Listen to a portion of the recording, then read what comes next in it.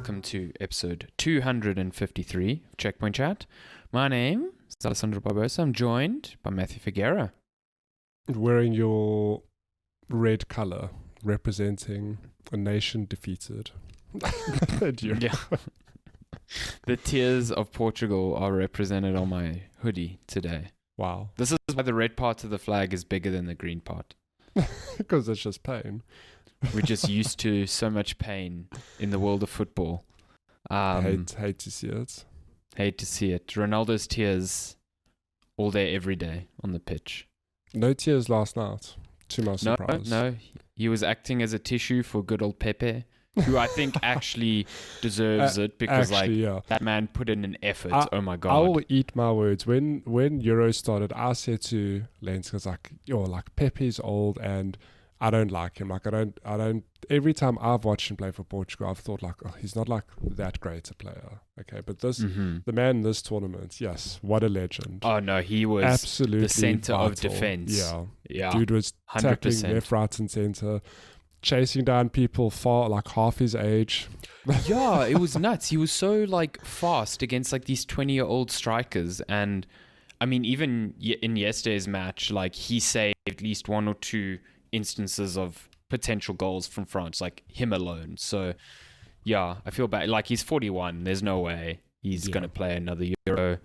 I don't know, World Cup in 2 years, maybe. Fuck, if Ronaldo plays in the World Cup in 2 years, I'm actually going to be mad. He will. We know he will. Because Pepe is 41. He played, I don't know. I'm here for, I'll be yeah, Ronaldo is good, whatever. But man, he was a no-show this tournament. No, complete no-show. Yeah, and he missed so many chances that a Ronaldo 6-8 years ago would bury, would be a non-question. I mean, I read a stat where he has taken, I think it's over 60 free kicks now without scoring. It's nuts.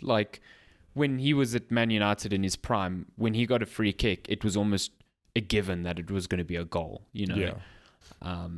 And he robs younger players of opportunity. You got people 100%. Like Diogo Costa sitting on the bench. You've got what's his name? I think Gomes, who replaced Ronaldo in the World Cup for one game and then scored a hat-trick. It's annoying.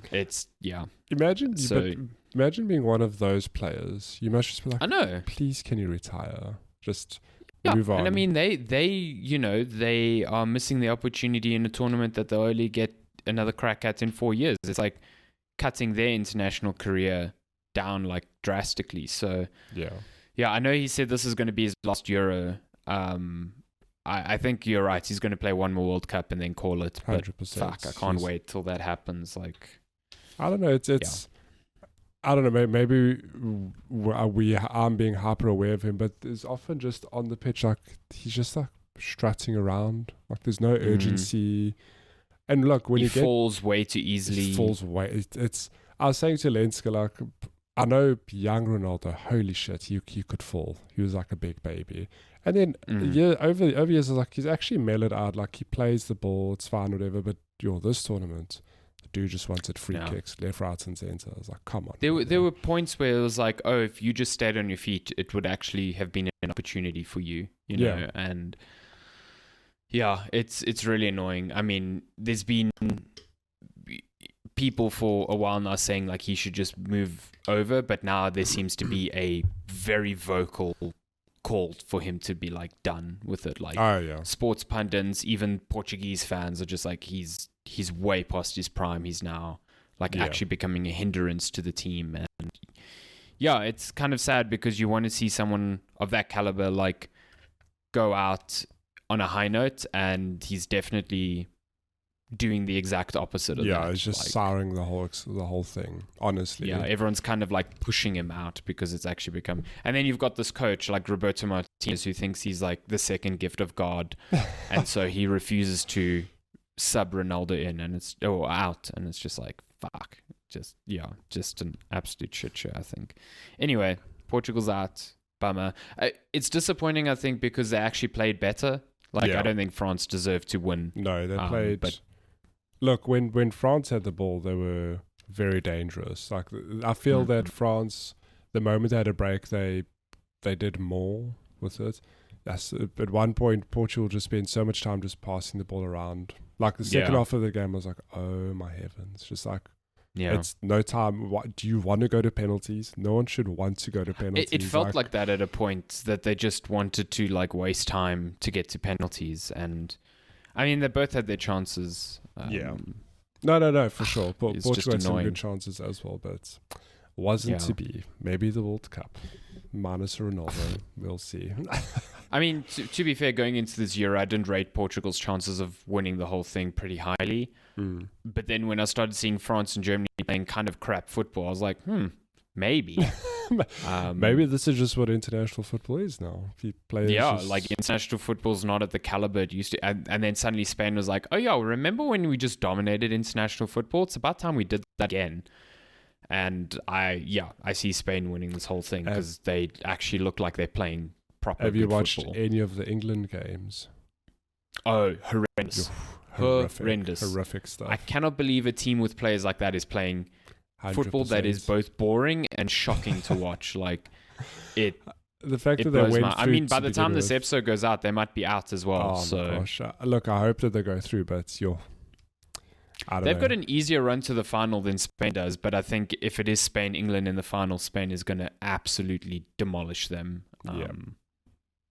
I mean, the way Spain took out Germany of all teams was like very impressive. Yeah. So, that's your Euro 2024 update. Come to us for your sporting needs.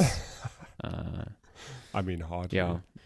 But it was kind of fun being in Portugal during the Euro. I was just going to say, you were in Portugal to catch some of the action live. The vibes were strong. The actual local people. Yeah, I didn't watch a lot of games while I was there because like we just actually wanted to explore more than anything. But I did watch one game when we were in the Algarve because it was like by the end of the day there was a lot of downtime, and that happened to be the Portugal-Georgia game where we lost 2-0, and I felt cheated out of a good experience. Yeah, but that game, I feel, not to call it the B team, but that is just like at the top of the group. Yeah, like, exactly. Whatever. Rest the big players. Shame. Yeah. And then when Georgia won, they looked like they had won Euro. I know. They celebrated as if they'd won the whole bloody tournament. I mean, good on them. It got them to qualify for knockouts, which is nuts. So, and if I'm not mistaken, they're the ones playing Turkey, so they're actually still in. No, Georgia's out, I think, aren't they? Are they out? Let's see the games. Oh yeah, they are out. Yeah, today's Turkey and Netherlands, so they definitely are out. Yeah. But hey, good on them for reaching the knockout stages for the first time ever. The atmosphere in Portugal around the Euros was really cool. Like lots of people wearing jerseys and just a lot of like on a day of a game, every single bar was just packed. Every restaurant was packed. Every restaurant had a TV. There were like crowds gathered outside of restaurants, just watching in. So you'd see waiters walking around the crowds offering people, drinks, even though they weren't sitting down for food. It was a good vibe. It was really, really cool to see. So. We'll see today. England's playing. I'm sure our local pubs will be packed as well. Oh yeah, absolutely. And you'll have a lot of people screaming at how terrible they're playing. 100%. I love how I've come to realize that a lot of the locals also like. They obviously, we know. I mean, we South African, but we watch England play, and it is like, how does England always choke or perform badly, given that they've got such a history with football and typically like a really good squad. But even the locals are like, it's England, man. We're gonna choke or like something bad's gonna happen. It's just like, damn, hate to see it. I mean, their squad is unreal when you think about like those players playing in club football. It's like cream of the crop there, and they just can't. I mean, they haven't won a major, national trophy since 1966. Until now, it's coming home. No, it's not. I'm very sorry to tell you. If they do somehow pull off a win of this tournament, it would be eat your hat. Absolutely miraculous, I think. Although when Portugal won in 2016, no one rated us. We came third in our group. We didn't win a single game in normal time and we only won the final by a goal. So yeah, stranger things have happened. We'll see. I don't know.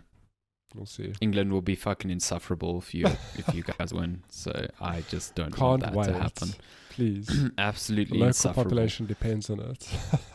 Jeez, yeah, the pound depends on it. The pound depends on it. Count Dustbin Face is rooting for what is his name? for England. Count Binface, I think. Oh, Binface, not Dustbin Face. Yeah, Count Binface.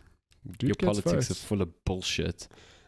Sorry to pivot hard, okay, but we had a local election. We had an election this week. We've got a new prime minister. So Rishi Sunak's out. We've got Stan something. Keir Starmer. But it's funny. So Lenska and I could actually vote, and we went to vote at our local. Already, sure. We also a bit confused as to why would we think maybe because South Africa is a Commonwealth country that we're allowed to. Maybe I didn't think of that. So we went to vote, and you get the whole the ballot register with like all the parties participating.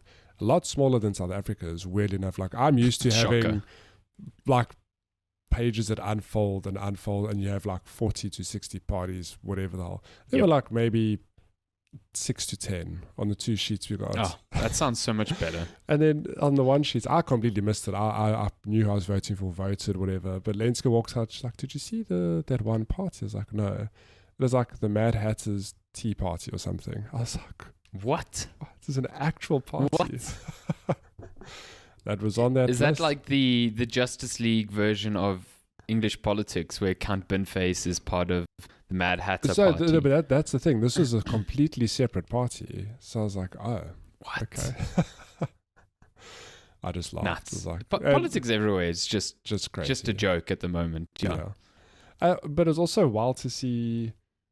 Like we were walking to catch our bus the other day, and there's a dude handing out pamphlets. Like, don't forget to vote this election, vote for this party. He gives us a pamphlet. Look at the pamphlet. It's him he's the candidate running. I was like, oh, I'm just not used to that at all. And then when the day of voting, we were walking to find the local community center. It's like in a group. It's like in a block of flats. So we didn't know where the hell to go. So we're busy walking around like, where the hell is this place? And just a random person like, "Oh, you're looking to vote. It's down, like go down, turn left, whatever." And then points to somebody like down the corridor, like, and vote for him. He's the leader of the whatever party. And you're like, damn, like it's just so I'm not used to having guys just standing just there, chilling there. You're like the politicians being like, right it's like going there, to a voting station and Cyril's handing out pamphlets. Be like, vote for me. Okay. So we've got a new prime minister, and interestingly, like, I mean, we only know South African politics, and it has been a thing of the ANC obviously had like a trajectory where they climbed, and they've like very slowly declined each election, like lost 1% or 2%, apart from this election. But I think that's because of the MK party. Anyways, like primarily, I've never seen it like this, and it seems to be a pretty normal occurrence here where the Conservative Party's out. But they are out. Yeah, like Labour is in. They got absolutely annihilated. They lost. It's like they lost 40% of their seats, and then Labour got 40% of the seats. Jesus, so it's like it wasn't like a swing. subtle. That was very clear. The public like, hey, you guys darn it, fuck up. We want someone new. So yeah. I mean, if you look at British politics over the past 14 years, you can kind of see the colossal fuck up that occurred. I mean, Brexit happened in that 100% time, and I mean, it doesn't look like it's going to be a reverse anytime soon. I actually don't think that will happen. But, no. It's good that there's maybe some change, maybe some new ideas. Even if, by what I understand, the Labour Party is no longer very Labour centric; it's more like centrist. Labour, but it's not conservative. Maybe I think it's more liberal than conservative, from my understanding. Okay. Yeah, more liberal than conservative overall, but they used to be more liberal than what they are now. I guess to like compensate for like, okay, if we this far in this direction, we will never win. Yeah. Sort of like parties in South Africa, they haven't learned that yet.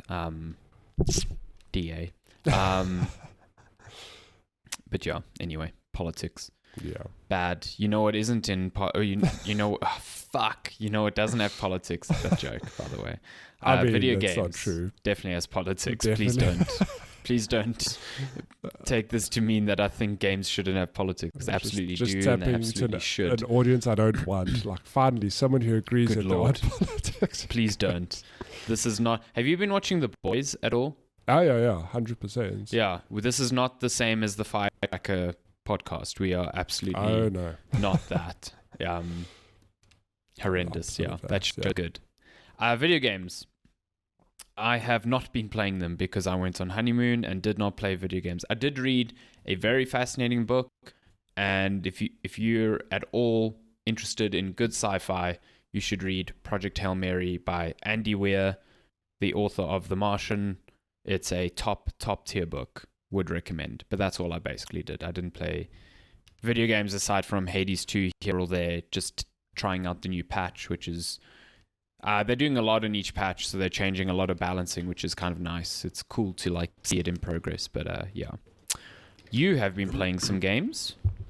So I'll tell you, you can't hear it, but it's absolutely pouring at the moment. I've never heard rain this hard in the UK, yeah. Good God. Shit. Please do not flood and flow. Well, your apartment's quite high, so you'll be the last people to flood. Well, yeah. Your tenant who plays, is it trumpet? The flute. Yeah, they might drown. Just straight up. We'll hear a sad flute just floating down the river. Just sound like Squidward, playing the flute underwater. Oh no, he plays the clarinet, I think. Anyway, it works. You got to get your shit right. So yeah, I have been playing Shadow of the Erdtree, the long-awaited check out this indie game, hey? Yes, what an indie game. Casual, long-awaited expansion for the somewhat, probably like okay game, Elden Ring. You know. Not as exciting as the potential of Silksong one day, but, close. It'll fill that void, I guess. But Shadow of the Erdtree is, all jokes aside, like I think it will be, I don't know if they have confirmed, but I think the only expansion for Elden Ring. They have confirmed that. Yeah. Very deceiving because I remember reading somewhere that they say, the new map is about the size of Limgrave, and you go like, yeah, that's pretty big, but like I was kind of hoping for like, I don't know, not a whole full-fledged game, but maybe something a bit bigger. What they don't tell you though is that on the surface area, like the actual map size is probably the size of Limgrave, but there's so much verticality in this new map. It is so dense, and there's so much to do, which is a good thing. Like I was hoping for a lot more to do. And it definitely doesn't disappoint on that front. I feel I've probably played maybe 12 to 15 hours, and I feel most of that has been me just riding around the map, grabbing new map pieces, doing more of like, those caves and side dungeons as opposed to committing to, a couple of the bigger castles or spaces I've seen. I've kind of just looked at them and gone like, now I'll come back. Like I want to save this for later. I want to kind of level up a bit, because the DLC, when you load in, it hits hard. I'm playing, one nice thing about Elden Ring versus other From games is typically when you roll credits, you get kicked out and say, you're done, new game plus, that's it. Elden Ring is a rare exception in that you can just pick up where you left off. So if you're looking to pick up the expansion, don't worry, you can just pick it up. If you haven't done the prerequisites, fighting of General Radahn and Old Moog in the Blood Palace, you're going to have to do that. But if you've done that already, you can just jump straight into the DLC. And despite my high level, I think my character's like level 150 or 160 where I launched in. Things hit very hard. I still died very easily. The first few bosses I fought were like almost one-hitting me. But the thing is, it's because Shadow of the Erdtree has a separate leveling system, if I can call it that. So throughout the new map area, there are these, I think they're called Scadutree fragments. Think of it, like in the base game where you picked up golden seeds to replenish to give your flask more charges. Yes. It's kind of like that, but it's a separate leveling system where you get a Scadutree blessing. And the description basically says like the higher your blessing, the more damage you deal and the less damage you take.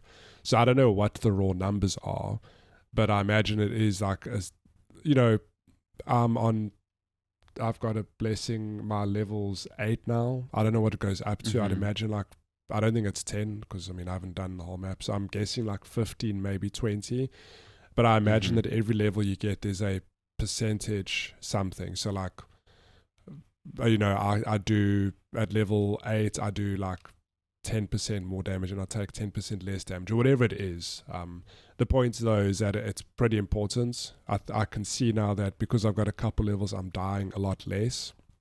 So you're kind of incentivized to explore, you know, roam around, poke into every cave you can, go into certain areas to find these fragments and just do, you know, open world Elden Ring things. And that is just walking around and just enjoying the joy of discovery, which I think that's one thing that blew so many people away with the base Elden Ring. It was that Breath of the Wild thing of you can go anywhere, you can do it however you want.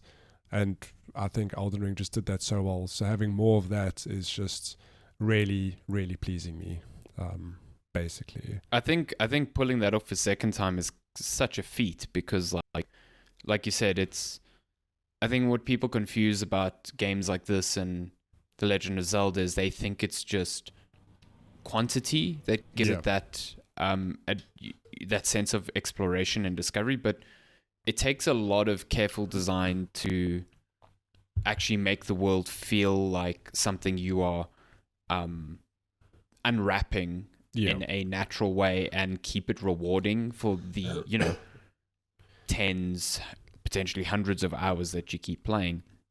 So for them to integrate like a whole new area into the existing map that kind of recaptures that sense of wonder, I think is, to me, far more impressive than what a Tears of the Kingdom did in recontextualizing an area that you were very familiar with already.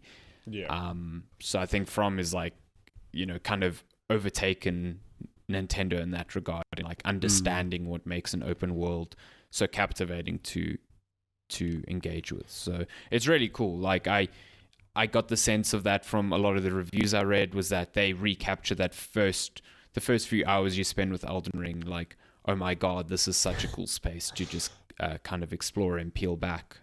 So I'm glad you're having that sort of experience with it as well. I think Andy Cortez from Kind of Funny, he had the best analogy when I was listening to the review a week or two ago, and he was saying like, yeah, like it's really good, but it never gives you that first, like the original high of the first Elden Ring. And he's like, imagine, you know, you're a kid and you're having lemonade for the first time. You're like, oh my god, like lemonade, oh, like it's sour but it's so nice. But you drink it a second time, it's really good, but it doesn't have that same like pop. Like it's a good analogy because like it is that and it's no fault of Elden Ring. Like what do they expect it to invent time travel and take us all back? So we've never experienced it.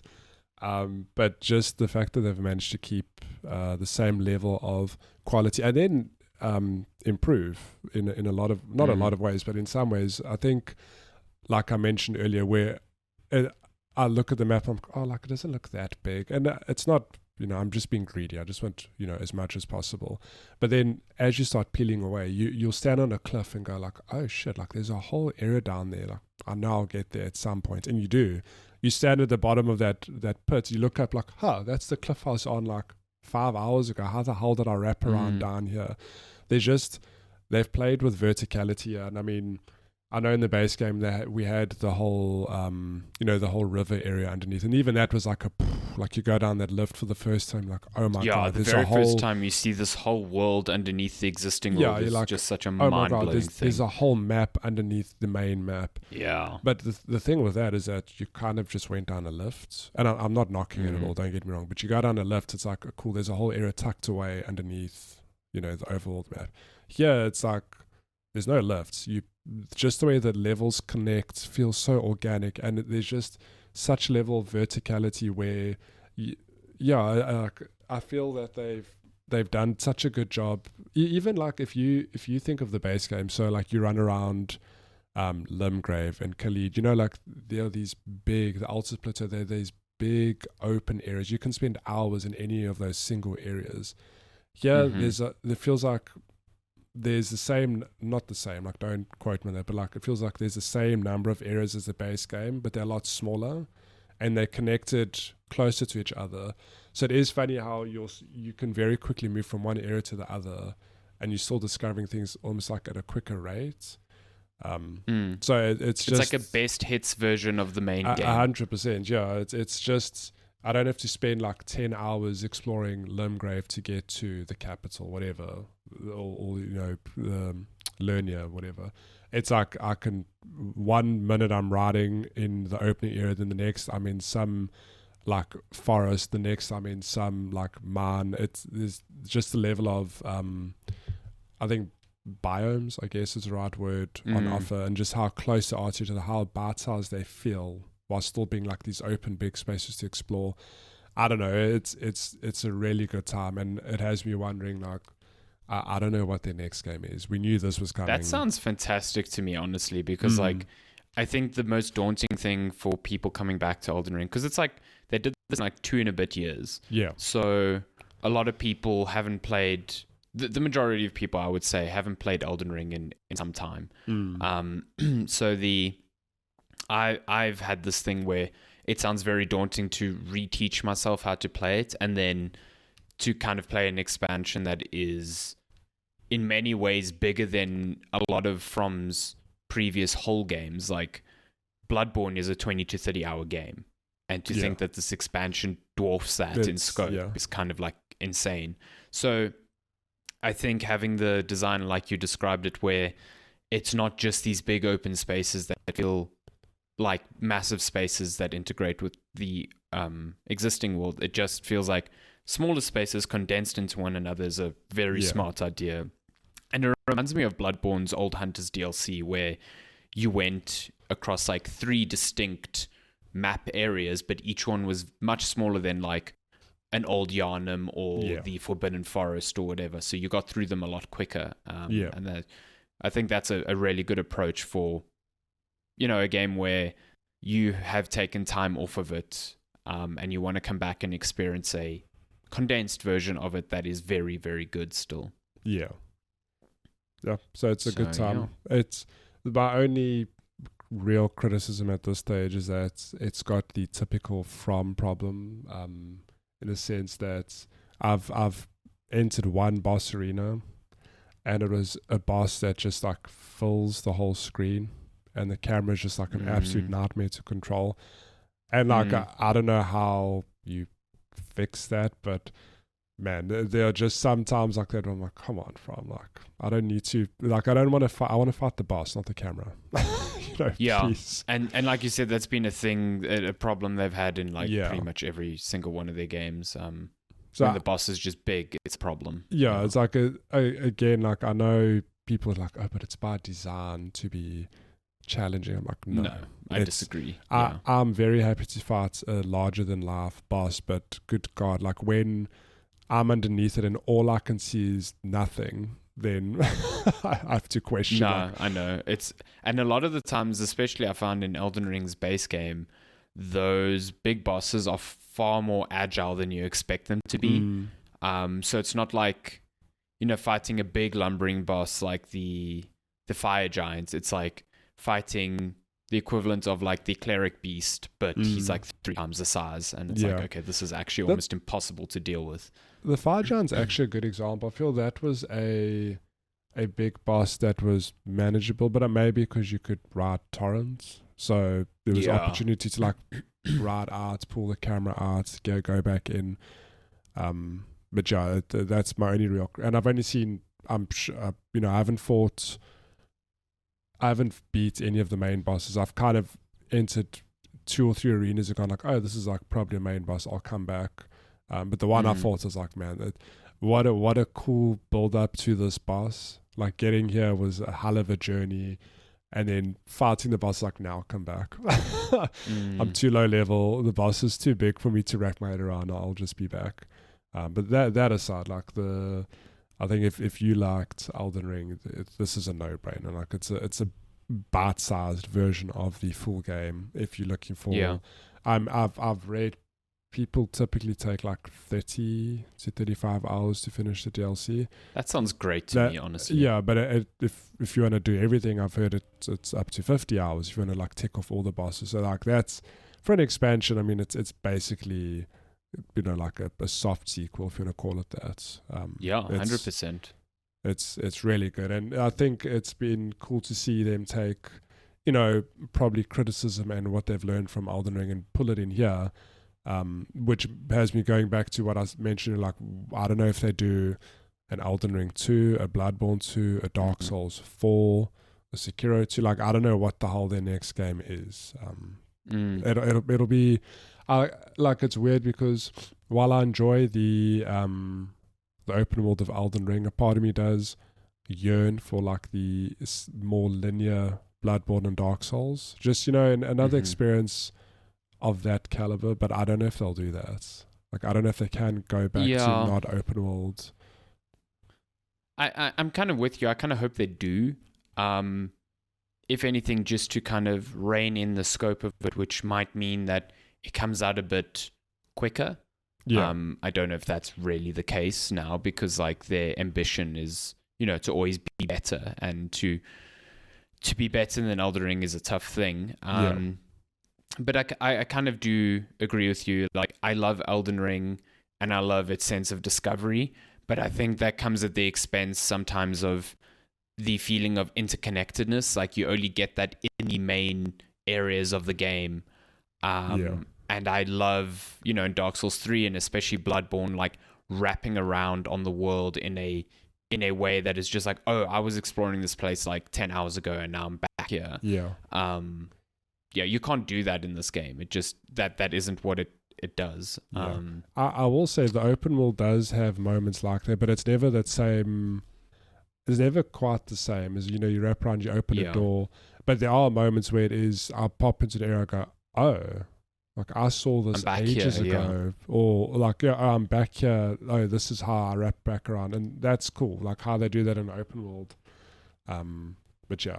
Yeah, no, they definitely achieve it in certain areas, and I think it's kind of insane that they do manage to do that. But yeah, I'm with you on like a more condensed experience. I suspect they will do that because like I do think they go back to Elden Ring eventually. I do think they make a sequel. I don't think it's the thing they go onto immediately. Especially because they have so much control over what they do. They're not like, by my understanding, forced by their publisher to go in one direction or the other. I don't think they're going to do another Bloodborne. No. Because as much as I really want that, I just don't think, you know, them making a game for a single platform because Sony still holds the rights to the franchise. Like, I just don't think that's where they're going. And I don't think they're going to do a new IP because Elden Ring is such an undertaking. And to do a new IP now is tough. So I don't know, but then again, do they go back to Dark Souls? Do they do another Sekiro? I don't think they do another Sekiro. No. So I actually don't know what they do, but I don't think we're going to hear about it for a good like 2-3 years at least. So yeah, we'll see. I'm curious to see what they do. It's a studio I will always be behind following, so because they haven't missed yet, and it'll be cool to see what they do. I'm very chuffed that you're enjoying Shadow of the Erdtree. I'm happy that it's got such a strong critical reception, because these sorts of things follow us to such big events in gaming can go one way or the other. And you know, I feel like Tears of the Kingdom was a good litmus test for this, but that took almost 7 years to accomplish. Whereas this in 2 years is kind of mind-blowing. So yeah, very, very cool. I'm excited to get to it eventually this year. Good luck. I need to reteach myself on the. Oh, what build did you settle on for this expansion? Because I know you've played the game multiple times with different. So I'm just using my main character who had a bleed build, a hard dexterity in arcane. So I was using the Rivers of Blood katana, which a lot of people hate, what a great weapon. Don't judge. Yeah, me. fantastic weapon. So yeah, it's just high dex, high arcane. Haven't really found a replacement weapon in the DLC, but I'm hoping there's something out there. Was Rivers of Blood an arcane weapon? I don't recall that being the case. No, so it's mostly dex, a little bit of strength, and I think the arcane is there as well because it plays into the blood build up. So the higher arcane, the more blood build up you do. See, I don't remember any of that, but I remember my main build, my only build, was a blood one with Rivers of Blood as well. Yeah. But I do recall having to completely pivot to a strength build to beat the final boss because they were immune to bleed, and I just couldn't cope with it. So it does scale with strength as well. So, yeah. There was a very big sound in my stairwell right now, and I don't know what it was. I hope my cats are alive. I'm sure they're fine. There was a great quick pivot on that. Is it Sarah Anderson, the lady who does like those good comics? There's one I saw this week. It's like two cats saying like, just snuggling like, "Oh, I love you," and then like 4 frames later, it's like, "You know what?" And the one cat's got its fist up. And like I love that so thing. Accurate. That's cats. Like, oh, they're so sweet with each other. And the next thing they're just destroying each other. Makes no sense. They're just bipolar furballs. Like honestly, it's very funny. I saw that comic going around. I've seen that comic a while back, but now it's like, I think it's like doing the rounds again in color or something.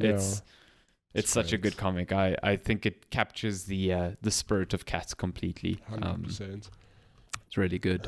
Shadow of the Erdtree. Great game. I'm excited to keep hearing your thoughts on that, especially when you get to some of the main bosses, because I haven't seen much. I've tried to like not look into it. Spoilers I just everywhere. know of one boss that keeps popping up on social feeds, the dancing lion, which looks like an absolute menace. So yeah, curious to see. And apparently the final boss is an absolute nightmare for some people, unless you're Timur Hussein from GameSpot, who beat it on his second try.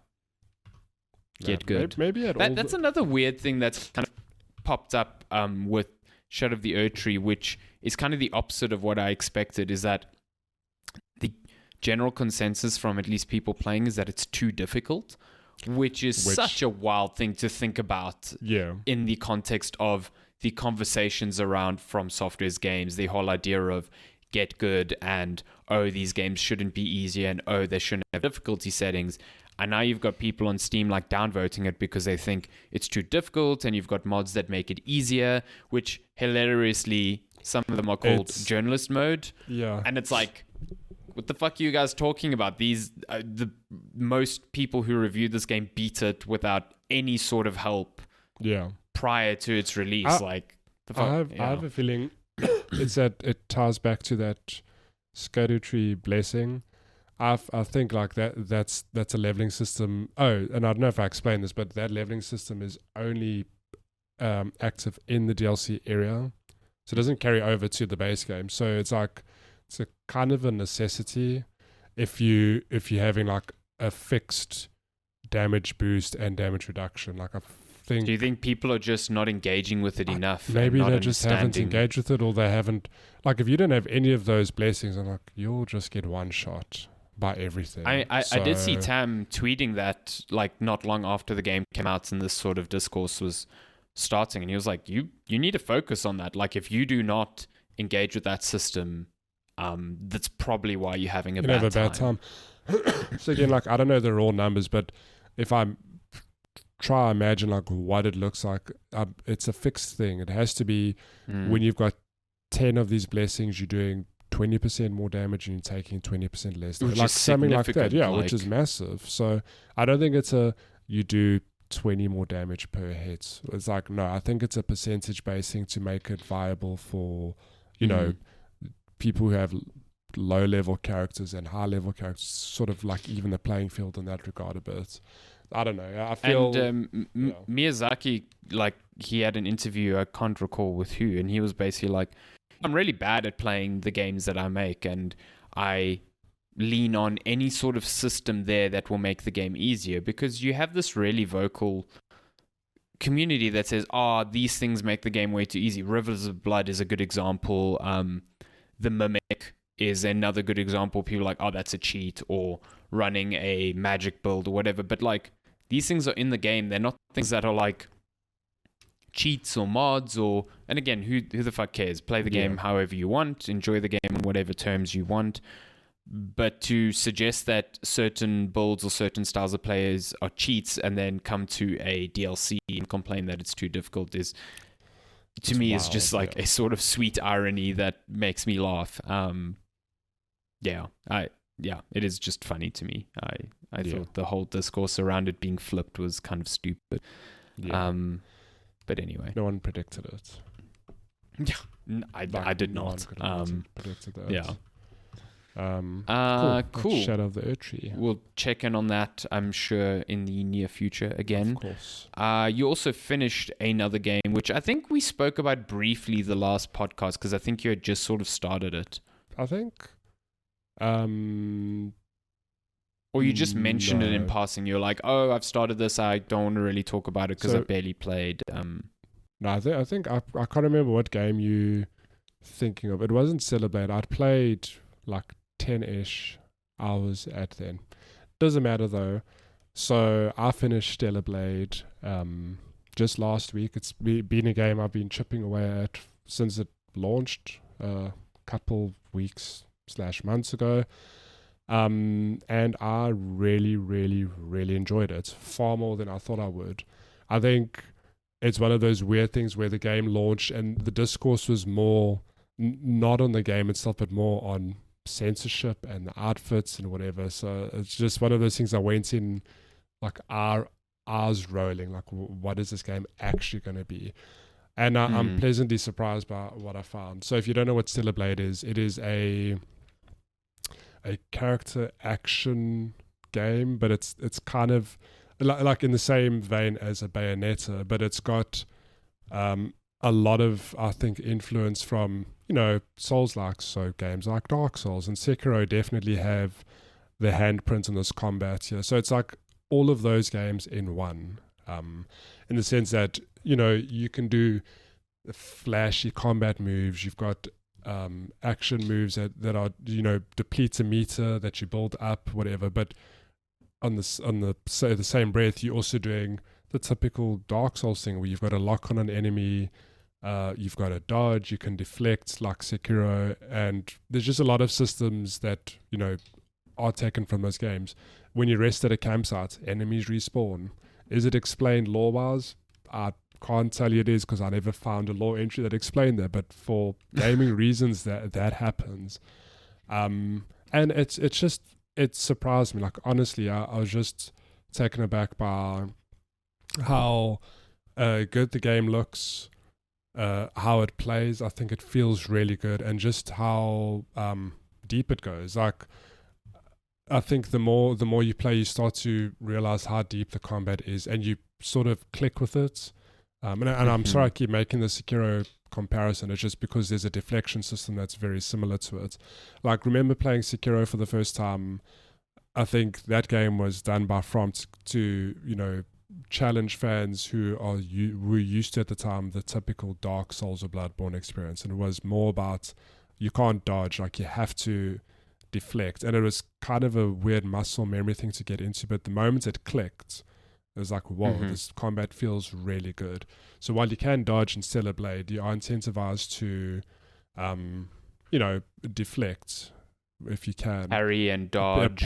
Dodge. And because, like, as an example, you've got a meter that fills if you parry correctly, and you can use that to do abilities. You get late in the game a whole separate meter that fills when you dodge at the last second, which lets you do a whole other set of moves entirely. So there's just like a lot of these systems in place, and it's not overwhelming at all, I don't think. And when it all comes together, it's just this very flashy, very cool looking, fun game to play. Like, it's the sort of thing where there's New Game Plus. I'm like, maybe one day I will play it again. because how long was the sort of playthrough? You might have mentioned, but no. So I didn't mention now, but I think for me to roll credits here was, I'd have to confirm, but under 30 hours. I'd say 25 to 30, and I did a couple side things. I think if you mainlined it, you'd probably do it in 20, if that, maybe less. And I think it's such a weird thing because I've seen people saying like, "Oh, the game's too short," and yeah, maybe if you compare it to other games like a Dark Souls, Dark Souls is typically a 30, 40-hour experience. I thought this game was perfect in length. Like, it doesn't overstay its welcome. There's a lot of the eye-rolling story moments you'd expect from a game like this. I won't go into spoilers, but where the story goes, it's funny because it's surprising, but it's almost what I expected. When you go into one of these big anime-esque action games, when there's these big reveals, it's like, oh, I kind of expected that from a game like this. What was I expecting? But it's not too long. I mean, 20 hours is a fair bit, right? But it's not like overwhelmingly it's a nice length, I think, in the context of like so many games wanting to be the next 50, 60-hour adventure you lose yourself to. So 20 hours sounds really good. That's actually got me more excited to give it a go in the nearer future than like waiting for it to fester in my backlog. Yeah. No, I think given that it's a lot shorter in length compared to some of the other games on the market, I think it's something you should definitely check out. Even if you just try it for a few hours, I'd be very interested to hear your thoughts because I think it's very good. Though it does have some weird problems with it, which I did touch on last time. There are just things about it that feel very outdated and archaic, weirdly, in 2024. It's like, as an example, there are certain parts of the game where you're running along skyscrapers very high in the air. If you mistime a jump in any other game, what will typically happen? Screen will go to black, you'll just teleport back to the ledge, lose a bit of health. In this game, there's water below said skyscraper, so you land in the water and you can't get anywhere and you just die. And you just get teleported back to your last save point. And it's like, sounds like Sekiro to me. No, but it's like, how is this a thing in 2024? It just seems very strange that there's sort of these outdated mechanics that shouldn't exist in a game like this. But yeah, I've had such a good time with it, and yeah, I legitimately might pick it up again in future to do a new game plus, because there are multiple endings as well. Does a typical From Software thing where there's different endings based on what you've done. So okay. I've since learned that there are 3 endings as well, and I got the best ending somehow. So yeah, I wouldn't play it necessarily to see the other endings. I played more just for the enjoyment of the combat, and the flashiness of the game. That does seem to be the game's biggest strength, because I've seen a lot of discussion over like how weak the story is in comparison to how good the action is. Yeah. And I think the story tries to be not a riff, but like a very similar thematic setup as Nier Automata. And I think now that you've played this, you should definitely play that, because it is, to me, what it sounds like, the exact opposite. It is a much, much more complex and better story trapped within a game with extremely repetitive combat. So it would be interesting to play that now and, see your thoughts on that with comparison to Stellar Blade in that regard. So yeah, I feel it's interesting because I haven't played Nier Automata, but it's just interesting because the story isn't great. Like, I think it's an interesting premise, interesting setup, but how it's executed, like the voice acting sometimes isn't. I'm not going to say it's bad, but it isn't kind of like the best. It's very, very much average.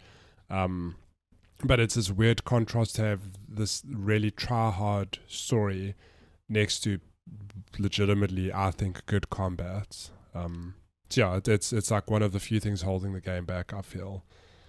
Yeah, which is a bummer. Like, you want something like that to be the complete package, but there's clearly like focuses on one or the other, and there's concessions made, but yeah.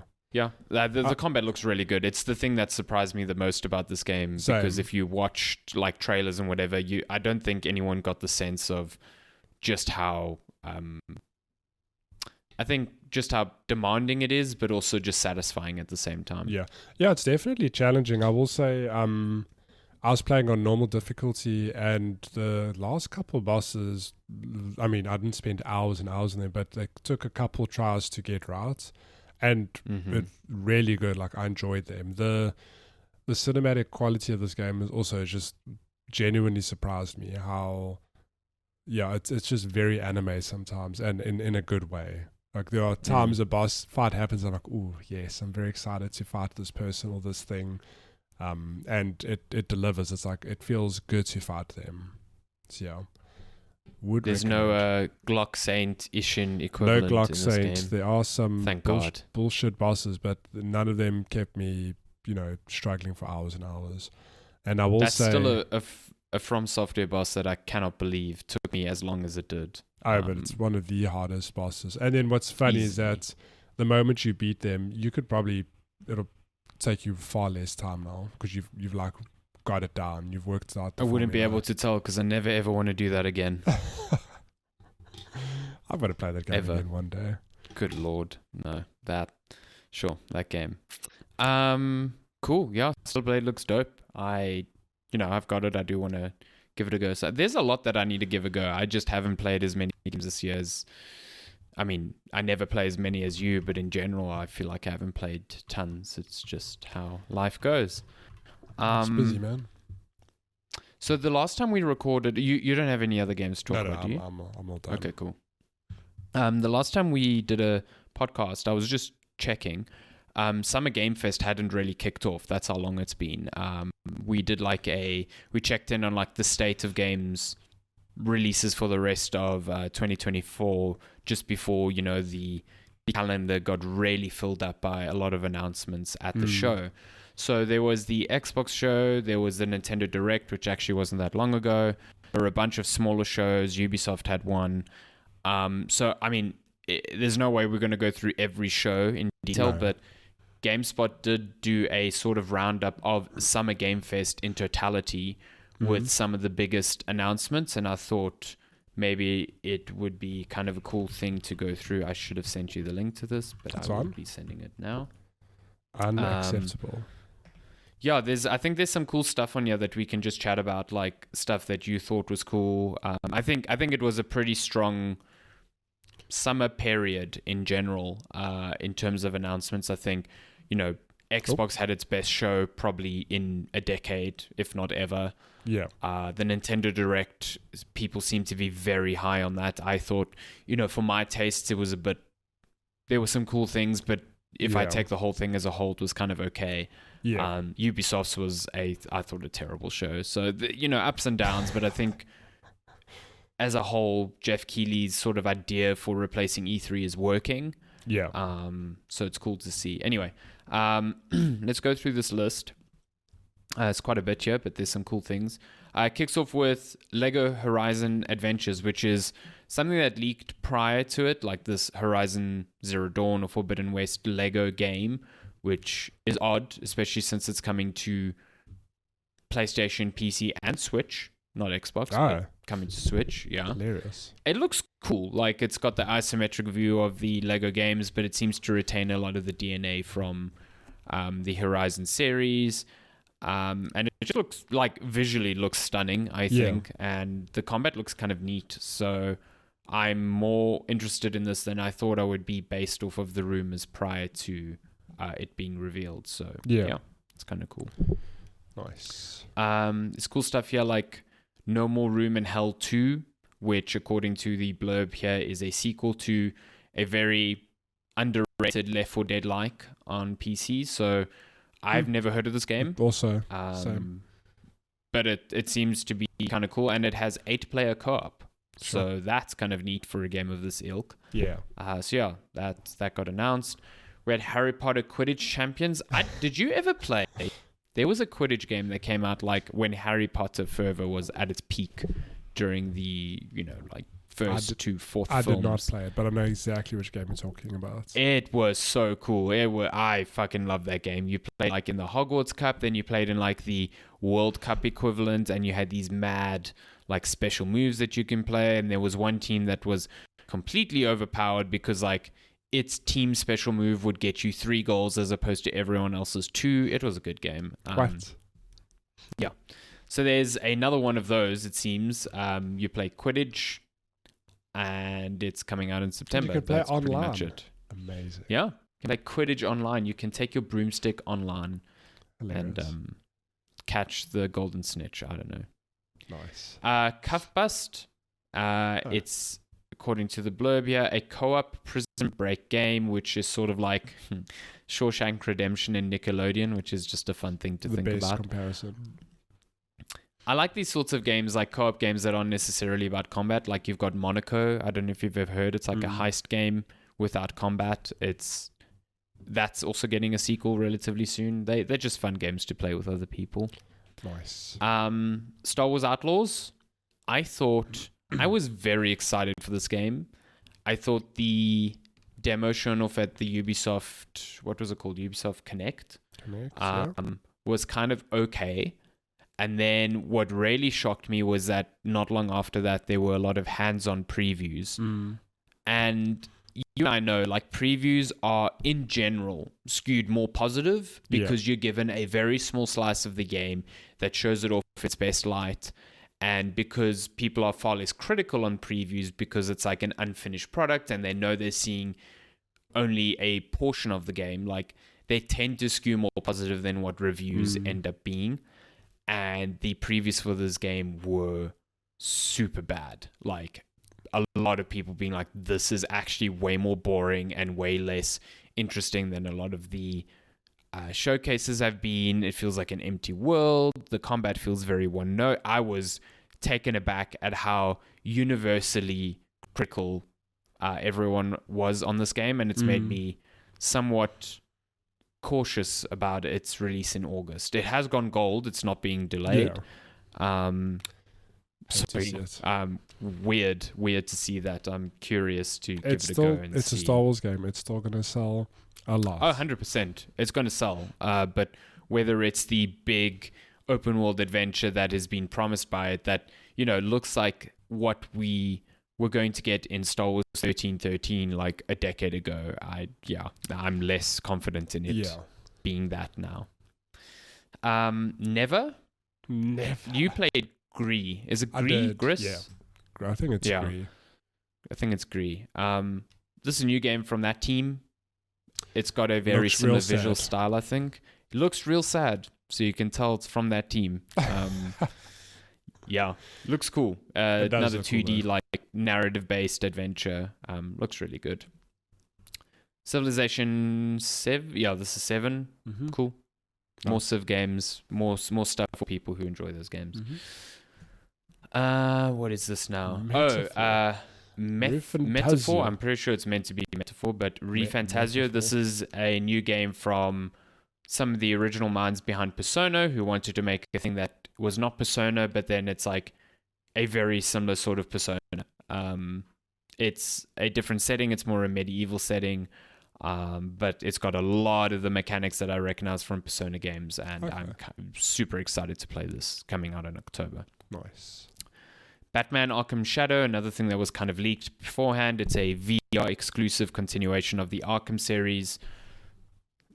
Sure. I don't think this is how anyone wanted the Arkham series to be continued, but whatever. Introduces a brand new villain, the Rat King. Which Hollywood celeb is it?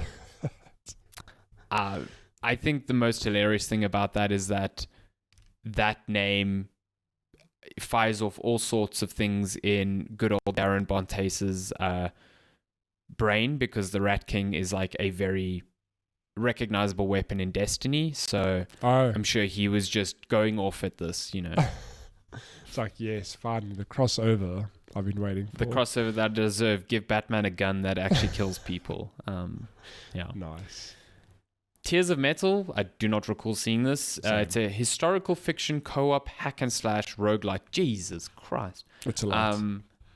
It's got a distinct style and a trailer that features you cutting across your homeland to defend it from waves of enemies. Cool. The art style does look kind of neat. I do like that. Delta Force Hawk Ops. Wow, that does sound the most PS2 sounding name I've read in a very long time. Love it. It's a co-op extraction shooter that will have a single player campaign. Nice. Cool. Fatal Fury, City of the Wolves. If you're in for fighting games, neat. Don't know if I. That's all I have to say about that. Yeah. There was a sizzle reel shown off by Blumhouse Games. So Blumhouse, the big horror stable in Hollywood, making a lot of them horror movies, especially with folks like Jordan Peele. They have like a established games vertical for their company, and they've got quite a few horror games in development. I know that A Quiet Place is not under this label, but A Quiet Place is also getting a game. Yeah. So stuff like that is happening. This one was cool. Power Rangers Rita's Rewind. Like, did you play the Teenage Mutant Ninja Turtles Shredder's Revenge? Yeah. That came out like, what, a year? So this is like that. Oh, and I'm awesome. super keen for That's that. Very cool. Yeah, it's also like 4-player co-op because obviously there's 4 characters. And it's like a classic beat 'em up, but it also does this like first person thing, which reminds me of was it SNES or NES? I think it was SNES. They released like a hardware edition onto it that allowed it to do like 3D graphics. Yeah. And it looks sort of like that. They're trying to replicate that sort of old school vector based 3D feel, which it looks kind of cool. Yeah. So yeah, I'm keen for that. Deer and Boy. It's the God of War sequel. It's just the name. Needed. Yeah. Deer and Boy, likely a tearjerker, focuses on a relationship between you guessed it, a deer and a boy. Get out. Get out of here. Nice. Kingdom Come Deliverance 2. It's a game that had been announced prior, but it just got a bigger showing at Summer Game Fest. People seem to love that game, or at least the first one. So yeah.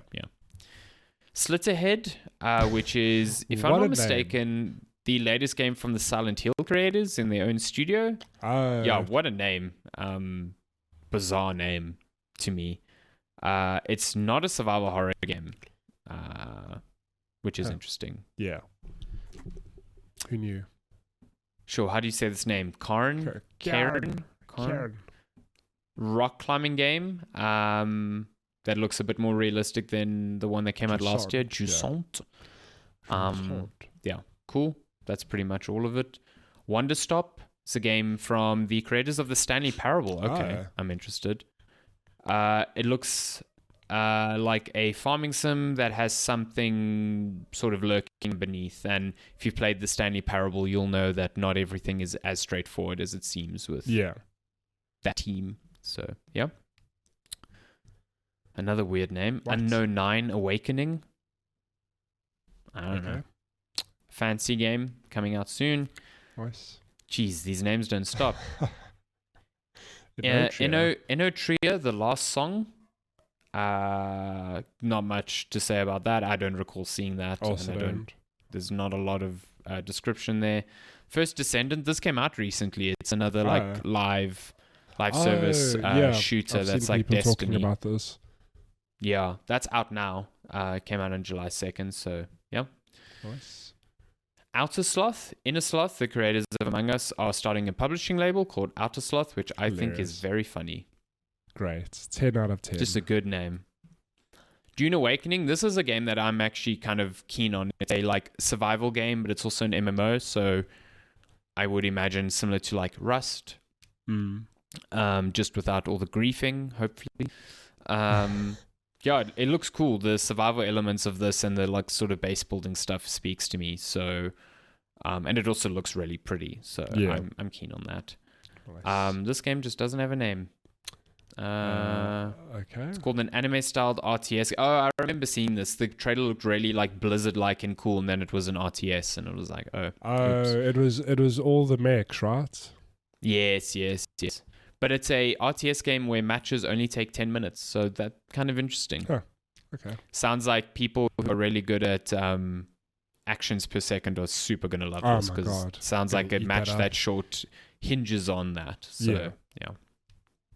The finals, it's getting a new season 3. I remember you played the finals really a little bit when it came out. Yeah. Just don't have all the time for all these live service games, but the finals is really good. This was a big surprise. Alan Wake 2's Night Springs DLC got announced and then came out the day afterwards. I've not seen any reviews on it. Has it been received? I think you're right. I didn't see actual like bespoke reviews, but I just saw people talking about it, and it seems to be like people enjoyed it. It is sort of like 3 chapters, and I think they focus on 3 different characters, and it, from what I can tell, it seems quite detached from the main game right now, but it is going to fold into more expansions that are planned for the game. So listen, Alan Wake 2, one of the best games I played last year, and I'm keen for more of it. So sign me up. Same. Skate. Nice. The revival of the Skate game that EA has been trying forever. Looks like it will never come out, but sure. Pal World is getting a new expansion that features more not Pokemons and a new area of the map. Nice. Valorant is coming to consoles. That's pretty big. I thought this would happen a long time ago. Same, yeah. I'm curious to see how that sort of sweaty gameplay works on a controller. Yeah. New World Aternum. Who the fuck knows? Oh, from Amazon. It's the new world. Oh, that like colonial MMO from Amazon Studios. It's coming to consoles. Okay. Ooh, Monster Hunter Wilds got more gameplay. That looks super good. Take my money. Yeah, it's coming out in 2025. More news will come at Gamescom in August, so that's relatively soon now. Yeah, that game looks really good. I'm very, very excited for that. Sonic Cross Shadow Generations. It remasters Sonic Generations and adds everyone's favorite Hedgehog with Guns, Shadow. Nice. Who asked? Love Shadow. And then Phantom Blade Zero, which is a game, surprisingly, that when it was revealed looked like a Souls-like, but apparently it's not at all from the previews that I read afterwards. Apparently this game's still a while off, like years off, but it's not a Souls-like. It is more an character action game, so interesting. Okay. This list has nothing from the Nintendo Direct and Xbox, so I'm just going to fly through some of that. Let's look at Xbox first. I didn't give you a link for this. Hold on. I'm very bad at this production part of a podcast. I'll just send you both links now, one for the Direct and one for Xbox. But yeah, I'm not going to go in immense depth with both of them, just kind of the broad strokes. So Xbox, of course, now that Microsoft owns Activision, Call of Duty was predominantly shown during the show, so we got confirmation of Call of Duty Black Ops 6. There was a whole separate showcase for it that happened after the Xbox show. Yeah, it looks like Call of Duty. Cool. But I think the big news there is that it's coming to Game Pass at launch. Also, it's on older consoles, which is nuts to me. But yeah, that's coming out in October. Yeah. Doom is getting a new game, and it's taking it back to like a more medieval setting a la Quake, because clearly Doom is a bigger name than Quake right now. It looks really cool. It does. You've got a shield that's also a chainsaw. The new setting does wonders for it. Yeah, really cool for that. It's coming out in 2025. State of Decay 3 is coming. I think State of Decay is a cool series. Dragon Age: The Veilguard got a kind of like trailer there, but then got gameplay later in the week. This game looks really cool. It does look more actiony than RPG, which I know will rub people the wrong way, but I think it looks quite neat. Nice. Starfield is getting a story expansion. Fallout 76 is getting more content. Oh, this was the game we were chatting about, I think, when it was revealed. It's got a ridiculous name. Claire Obscure, Expedition 33. It's a debut game from a new studio. It sort of looks like an RPG where you're trying to save humanity from... It's sort of like a time loop. Like they've sent multiple expeditions to try and stop this apocalyptic event, and you're the 33rd team to be sent on it to try and prevent it from happening. It looks neat. It looks really, really cool. It's got a nice sense of style. So and it's got very Persona-like looking gameplay. So of course I'm into it. Say no more. South of Midnight, the new game from the makers of We Happy Few, is coming out in 2025. World of Warcraft popped up at the Xbox show because of, Xbox Blizzard. Purposes. New expansion, The War Within, coming on August 26th. Got a first look at gameplay for Metal Gear Solid Delta Snake Eater, which is the remake of, I think, the best Metal Gear Solid game. Metal Gear Solid 3. Big claims. Yeah. Listen, that game is top tier. Top tier. Really you could play the original today and it's still top tier. It's such a good really game. Good, yeah. It's going to have a more modern control style, which, bless. No release date yet. Sea of Thieves getting more content. Flintlock, The Siege of Dawn is a... This is out this month. Yeah, from the creators of Ashen, which is a really good game. Ashen was also like a Souls-light. It was a smaller scope Souls-like.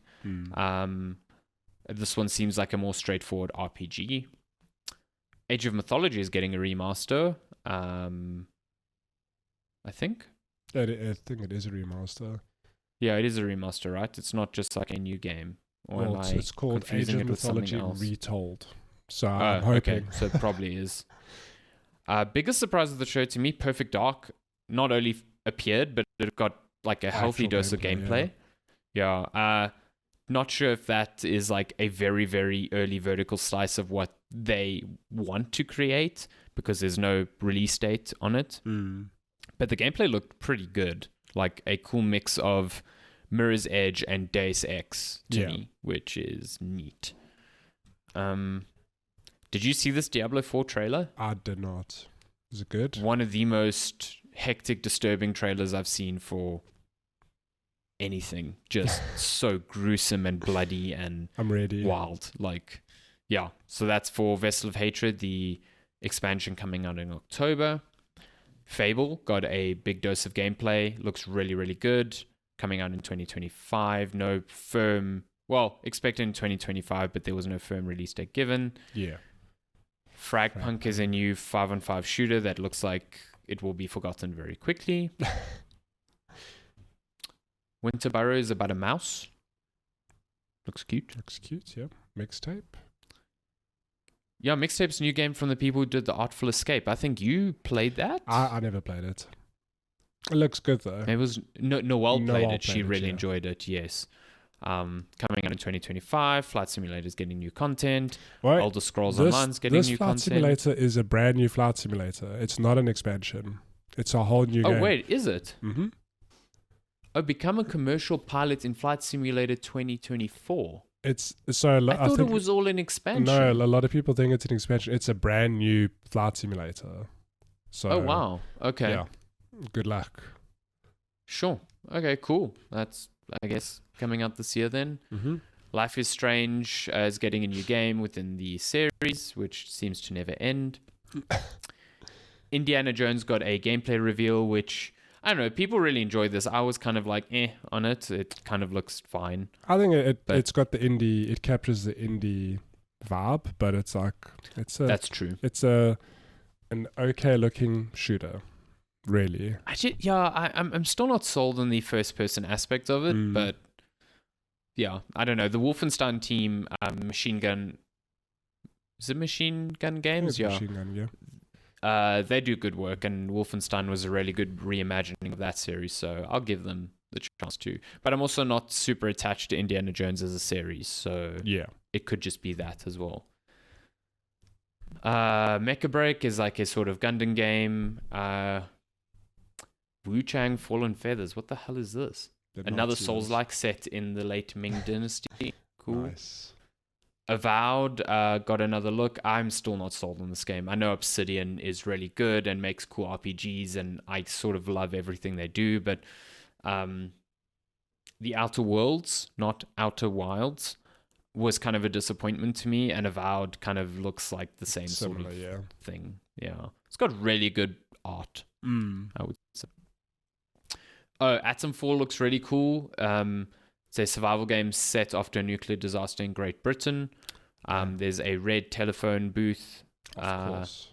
There's a lot of weird... Like, the game trailer just goes places. It's kind of a cool trailer, so I'd watch that. Assassin's Creed Shadows got shown off. There was a bigger sort of reveal during Ubisoft Connect. I think this game looks really good, even though only one of its protagonists looks like it has the gameplay that I'm craving from Assassin's Creed, the more stealth-based gameplay. Yeah. Yosuke is more of a Ghost of Tsushima-like, and I don't think that combat looks nearly as slick as Ghost of Tsushima. So, we'll see. I'm excited for Shadows more than I have been for Assassin's Creed in a while. So yeah. Stalker Heart of Chernobyl got a new look, which I'm very excited for. I love the Stalker series. I think you would actually really love this series. It's very... I played the first one years ago. Like, I never finished it. I just remember playing it. So, yeah. It's a good game. It's hard to go back to the older ones now, so that's why I'm so keen for the new one. Yeah. New Xbox consoles got announced just with like more storage in them. And the big final game was New Gears of War, surprise. But I think the biggest surprise is that it's a prequel and not a continuation of the story they haven't finished in the new trilogy, which has kind of rubbed people the wrong way in some respects. But I'm super keen for a return to, Marcus Phoenix and Dom, and also like they are really talking up the return of like the horror aspect of Gears, which I think has been missing. So I'm keen. Nice. There's talk of this potentially coming out next year, potentially early 2026, but we'll see. I think it's far away. Yeah. They got Mad World in a trailer again, though. Of course they did. So, yeah.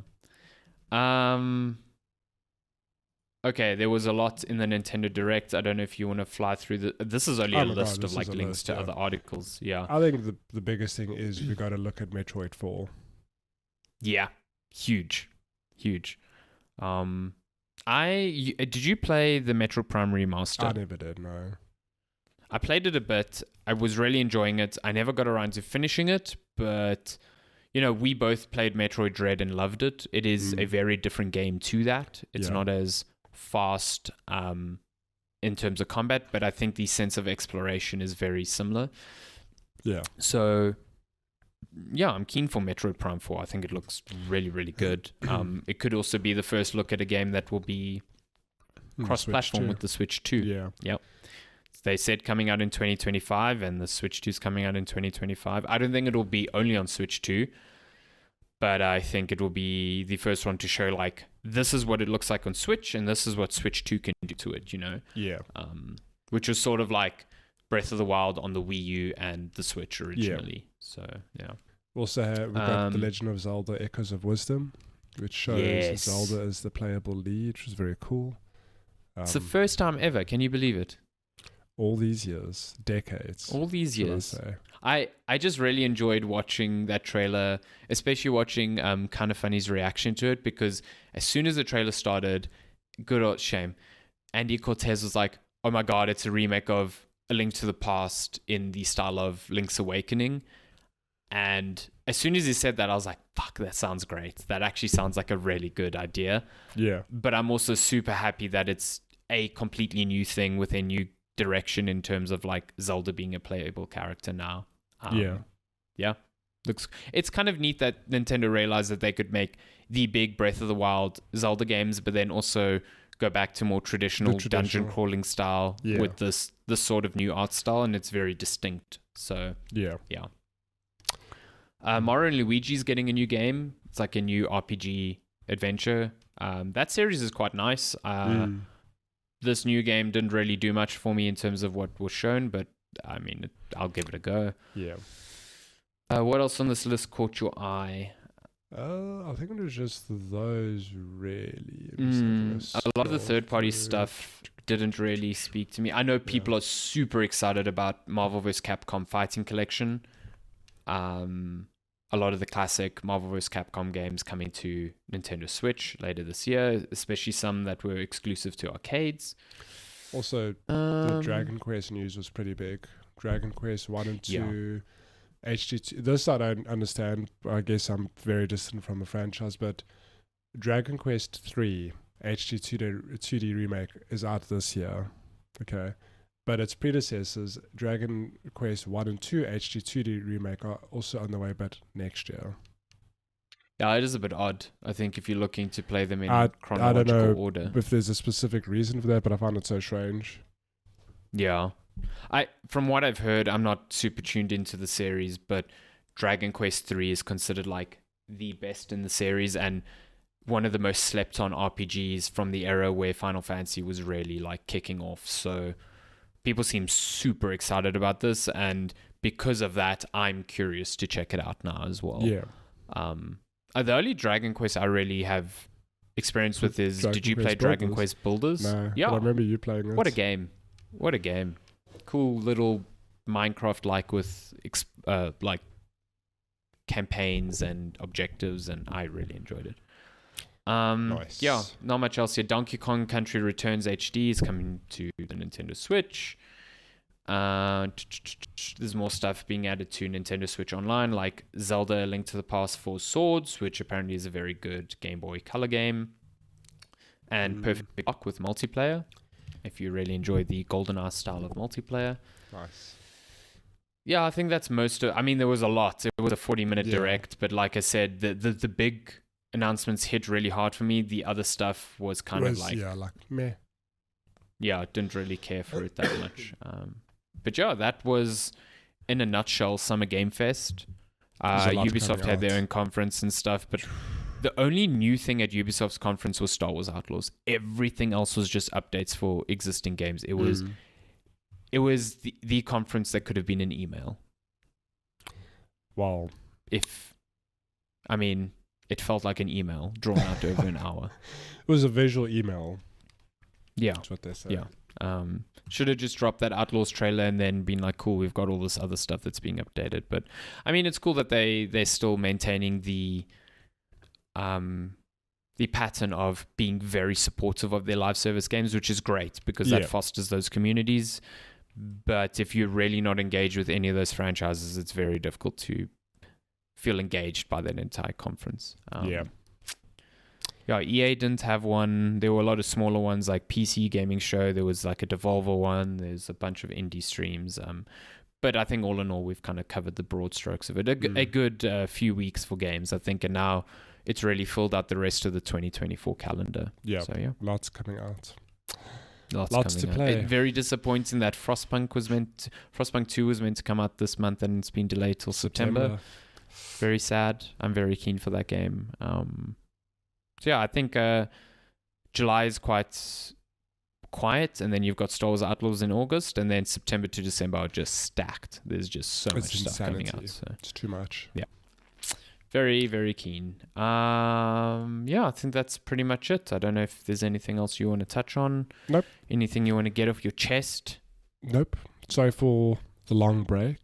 I mean, you were away, I was away. It was just a busy June of traveling for us. A very enjoyable June. I loved it. We are back. Don't know when our next episode will be, but it won't be as long a gap as. Oh, definitely not. Yeah, definitely. I mean, even though July is quieter, there's a lot of stuff I want to catch up on now. So yeah, there'll be stuff to talk about in the near future. You're going to be chipping away more Shadow of the Erdtree as well. So yeah, no, we definitely won't take another month and a bit break for sure. But yeah, still on that sporadic schedule because I think it's kind of working. We talk about stuff when we want to. Yeah, I'm enjoying that. Cool. Well, that's been episode 253 of Checkpoint Chat. If you are back listening, welcome back. Sorry for the long wait again, but we are glad to be back and glad to have you listening. Have a great week. Few weeks going forward. Stay warm in SA. Stay above water in the UK. Oh my God! It is don't drown. Pouring here. And if it does come home, please don't be insufferable in England. Just for the Portugal's love of God. out. I have to support England now. It's coming home. You do not have to do any such thing. It's coming Just home. because they will not kick you out if you don't say it's coming home every 5 seconds. You know, it's coming home. So I've got to. You voted now, so you're a proper citizen. Basically. Yeah. If you do see Count Binface, please give him a handshake from me. I'll give him a piece of paper. Thank you so much for listening. We'll be back soon. Stay safe. Goodbye. Bye.